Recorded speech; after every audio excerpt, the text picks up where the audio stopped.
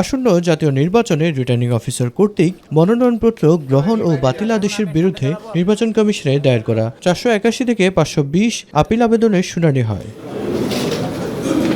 শুক্রবার বিকেলে আগারগাঁও নির্বাচন কমিশন ভবন অডিটোরিয়ামে প্রধান নির্বাচন কমিশনার এম নাসরুদ্দিনের সভাপতিত্বে আপিল শুনানির আনুষ্ঠানিক কার্যক্রমে উপস্থিত হতে থাকে বিভিন্ন আসনের প্রার্থীরা।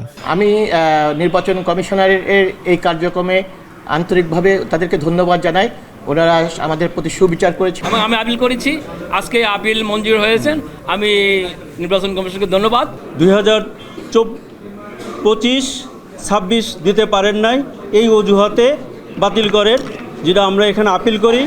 মাননীয় কমিশনার মহোদয়গণ আপিল শুনানি অন্তে আমাদের আপিলটা আলহামদুলিল্লাহ মঞ্জুর করছেন। এদিকে নির্বাচন কমিশন প্রাঙ্গণে শেরপুর 2 আসনের বিএনপি মনোনীত প্রার্থী ফাহিম চৌধুরীর বিরুদ্ধে দ্বৈত নাগরিকত্বের অভিযোগে প্রার্থিতা বাতিলের জন্য গ্রিডকারীর উপর তার নেতাকর্মীরা হামলা চালায় বলে অভিযোগ উঠেছে।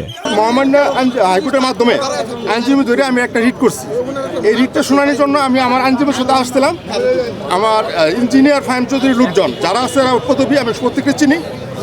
এবং এভাবে একটা কথা বলি, আমি যদি মারাও যাই, কারণ আমি তো হার্টের রোগী, আমি অলরেডি অনেক আঘাতপ্রাপ্ত হয়েছি। এখন পর্যন্ত 480টি আপিল শুনানিতে সর্বমোট প্রার্থীদের ফিরে পেয়েছেন 337 জন। নামঞ্জুর হয়েছে 160টি। আপিল শুনানি 10 তারিখ থেকে চলবে 18 জানুয়ারি পর্যন্ত।